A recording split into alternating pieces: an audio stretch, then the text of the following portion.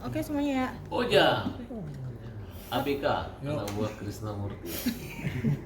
Oke, abang Iya, kita bisa mulai bang? ayo kita mulai. Oke, abang kemarin sempat adanya pertemuan nih dengan Bang Sunan. Mungkin seperti apa bang, bisa diceritakan bang ke kita bang?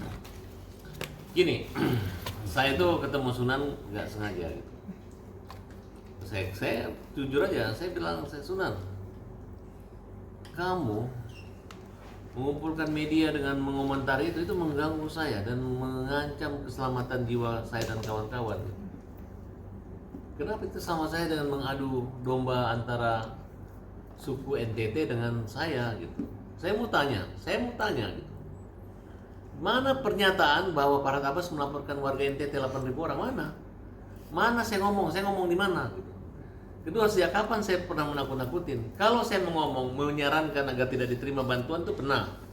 Tapi kalau akan melaporkan seluruhnya itu tidak pernah ada. Maka saya minta tolong tunjukkan gitu.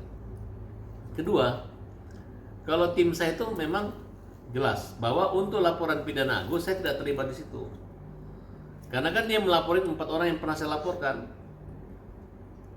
Jadi saya menganggap bahwa ya saya memang sebagai tim kuasa tapi bukan tersangkut laporan NTT. Dan teman-teman perlu kita ketahui bahwa laporan NTT itu karena mereka bilang donasi NTT, makanya laporan judulnya itu membuat laporan NTT. Jadi yang dilaporkan itu bukan masyarakat yang menerima sumbangan, tapi adalah 4 orang yang ada di podcast yang menyatakan bahwa memindahkan atau membawa uang tersebut ke NTT untuk disalurkan di NTT gitu. Nah, kalau dalam hukum pidana kan kalau mau dicari kesalahan-kesalahan sih bisa-bisa saja, tapi nggak mungkin lah 10 orang masuk jadi tersangka hanya gara-gara menerima bantuan. Siapa yang paling bertanggung jawab dominan di situ? Kan sudah ketahuan jelas yang bertanggung jawab hanya 1 orang. Bebannya ada pada 1 orang gitu. Nah, silakan. Kalau masyarakat NTT punya rasa kepedulian dan keprihatinan terhadap Agus, ya silakan juga bantu kami menuntut orang-orang ini gitu. Tapi kalau kalian menganggap bantuan itu halal dan orang-orang yang menyerahkan bantuan milik Agus itu halal juga, ya mohon maaf, apa yang diperjuangkan oleh Agus itu jangan dihalangi, jangan dipermalukan, jangan diintimidasi Agus, karena Agus adalah orang buta yang butuh pertolongan. Kenapa Farhad Abbas hadir di situ? Karena Farhad Abbas membela kaum yang lemah. Kalau namanya orang buta itu, kalau ada yang bilang orang buta itu bukan orang lemah, nah saya patut pertanyaan sama kalian gitu. Agus ini orangnya tulus-tulus, polos-polos, bukan poles-poles. Kalau yang kita laporkan ini orangnya poles-poles, ya. Yang mana mereka tidak terbuka bahwa mereka dapat teguran dari Menteri Sosial. Hei yayasan, mana auditnya? Jangan dibagi uangan itu mau Agus. Tidak dilaksanakan. Di mana Anda? Di NTT. Begitu pulang klarifikasi, habis uangnya. Kemudian melaporkan. Apa dasarnya, alasannya? Silakan. Memang dalam peraturan Menteri tentang pengumpulan uang dan barang itu peran undang-undang di situ cuman dendanya 10.000, bahkan mereka dengan gagahnya akan membayar 10 kali lipat. Nah, tapi dalam perkara penggunaan uang Agus, karena uang ini dulu masuknya ke rekening Agus, bukan ke rekening yayasan. Jadi perlu diketahui bahwa itu adalah imbauan untuk membantu sukarela. Nah, kalau sekarang dibawa ke ranah seolah-olah itu untuk berobat, sedangkan matanya Agus sudah sembuh. Ya. Nah, boleh kalian memperlakukan Agus seperti itu. Nah, ini adalah permainan tiktoker yang menurut saya sangat tidak beradab dan melanggar kemanusiaan. Jadi kata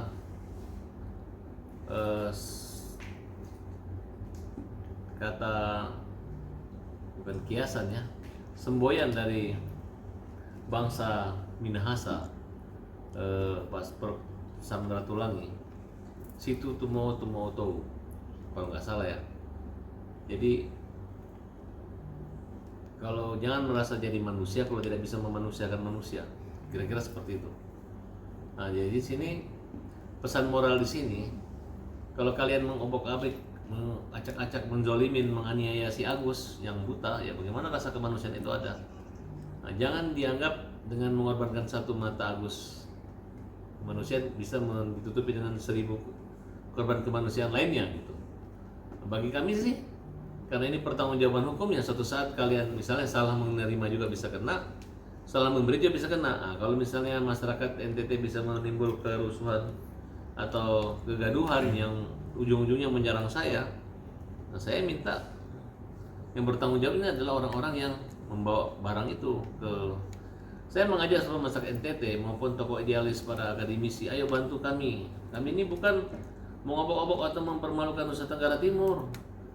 Yang dari awal sebelum adanya sumbangan ini diserahkan ke sana, kita sudah melaporkan ke polisi. Mereka sudah membuat perdata kok, dan ini uang memang punya Agus gitu. Nah, kenapa? Karena prosesnya itu ada videonya Denny Sumargo mengatakan bahwa uang ini dititip sementara ke Nopi. Kalau siapa yang ngambil atau ini, saya akan ganti 100%. Jadi uang ini akan diganti oleh Denny Sumargo udah berkali-kali gitu. Tapi dan ditambah lagi akan disikat. Nah, sedangkan sekarang mereka yang sikat sendiri. Nggak tahu siapa yang harus disikat sama Denny Sumargo. Apakah dia akan menyikat dirinya sendiri gara-gara membagikan uang itu kepada Agus? Atau mungkin dia melakukan aksi tutup mulut untuk tidak ditanya-tanya kenapa uang itu habis. Nah, oleh karena itu tim pembela kaum lemah itu selalu hadir abadi bersama dengan para orang-orang kaum lemah yang hak-haknya terabaikan, yang hak-haknya diambil, dirampok, dicuri orang. Jadi ingat, kami ini mengejar maling, bukan minta diteriakin kami jadi maling. Kira-kira seperti gambaran kiasannya. Oleh karena itu, di sini sudah jelas bahwa dari awal orang yang mengaku awalnya lawyer daripada yayasan Nopi, kemudian dia jadi lawyer donatur, kemudian mereka berkolaborasi bersama-sama, seolah-olah itu adalah mewakili, terutama namanya Pablo ini. Pablo ini memang jadi catatan kita sendiri. Hey Pablo, kamu ngaku pengacara, tapi kau nggak pernah sidang. Gak pernah datang sidang, berhadapan dengan gue nih. Jangan lu yang sidang anak buah lu pakai kantor orang, tapi yang ngomong analisa lo gitu. Lu sadar nggak bahwa yang terjadi kemarin itu kamu telah menghabiskan uang dana yayasan dana Agus sebelum gugatan dicabut.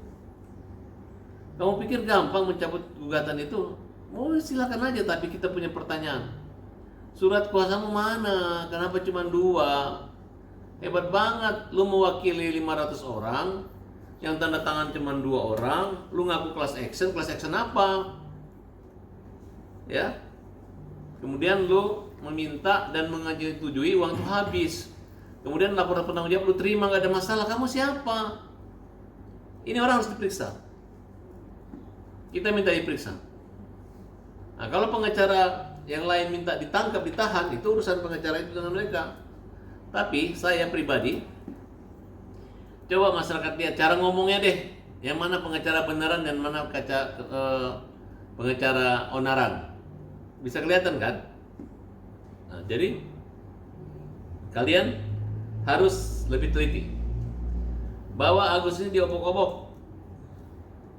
Orang bilang Agus harus dapat oleh-oleh, tapi ini diolah-olah, ya kan? Kira-kira seperti itu. Nah, jadi kita meminta agar pihak kepolisian kasus ini sudah menjadi atensi dan akan dipercepat. Karena mereka tidak menghargai Menteri Sosial, mereka tidak menghargai Dirjen, mereka tidak menghargai Agus. Uang habis. Nah, sekarang mereka bilang kalau kalah akan menggantikan, ngapain? Tidak seperti itu. Di sini saya lihat ada anak buahnya Pablo ya. Oh ya. Oh yang ngomong. Tidak apa-apa, yang penting beritanya netral gitu ya. Bang, masih soal tim Abang nih Bang, yang lagi viral Bang, kan dia kan mengatasnamakan Abang ya. Katanya dia itu yang sempat ingin mengancam, bukan mengancam ya, ingin mempidanakan korban-korban NTT menerima uang gitu, kalau masih mau menerima uang gitu. Nah, Abang sebagai timnya juga ikut bertanggung jawab gak sih atas sampai sekarang tidak ada korban yang dilaporkan. Ngapain kita ngelaporan di Jakarta nanti 5 orang dipanggil aja repot kok. Yang penting 4 orang yang bertanggung jawab ini yang paling penting. Dan masyarakat NTT, tolong dukung kami. Kalian tahu nggak bahwa dana itu adalah dana dari rekening Agus? Makanya kita bawel, kita teriak-teriak jangan terima gitu. Bukan kita nggak tahu tiba-tiba udah habis baru kita ribut. Dari awal udah kita giring, ini jadi kasus nasional. Seluruh dunia tahu itu uang Agus. Dan donatur itu tidak dilibatkan, hanya 2 orang. Mereka ngaku polling, nanti kita audit lagi apa maksudnya pollingnya gitu. Masa 500 orang nyumbangnya cuma 10.000, 5.000 perak, masing-masing menggunakan pengacara, lebih mahal harga materinya dibanding sumbangannya. Mereka untuk membuat Agus itu uangnya 1,3 miliar udah habis, digugat lagi diminta 1,3 miliar, dilaporin pidana lagi diminta kembali 1,3 miliar. Coba lihat, kalian kalau ada dapat pengacara seperti itu, kalian bilang pengacara hebat ya? Hebat gak kalau seperti itu buat kalian? Ribet. Lawan Farhad Abbas saja mereka begitu, apalagi lawan rakyat lemah. Nah, disitulah Farhad Abbas hadir untuk membela kaum yang lemah gitu. Jadi saya umumkan, Agus ini diobok-obok, dipermalukan. Kenapa? Mereka pikir aman, tapi bagi gue nggak bisa. Lu nggak bisa jadikan ini sebagai konten kreator yang lu ambil untuk menaikkan elektabilitas, popularitas kalian di media sosial. Tidak bisa. Gua kejar, ya. Gua bikin kayak ikan asin loh. Pernah nggak ingat ikan asin? Ikan asin itu saking asinnya masuk penjara. Oke? Jangan tersinggung ya. Berarti kemarin itu bisa dibilang tuh maksud untuk meluruskan ya Bang kesalahpahaman ini Bang dengan dikumpulkannya Saya Bang dalam Rizal waktu di dekat Abang akan datang ke organisasi besar pemuda Nusa Tenggara Timur. Saya bawa Rizaldi, saya bawa Agus. Bahwa kami di situ bukan pura-pura buta, bukan pura-pura sakit gitu. Rasa kemanusiaan bagi daerah-daerah yang tingkat kemanusiaannya sangat rentan akibat korban kemarin lebih tinggi daripada mereka akan paham kok. Orang NTT ini teman-teman saya semua, pinter-pinter semua. Bukan preman mereka pinter dalam bidang keuangan, media. Hebat, makanya saya tahu kritis. Mereka punya rasa kemanusiaan, nggak ada. Baik kok saya dulu tahun 2003 juga kami sering terlibat aksi kemanusiaan, kami terlibat, tidak ada masalah kok.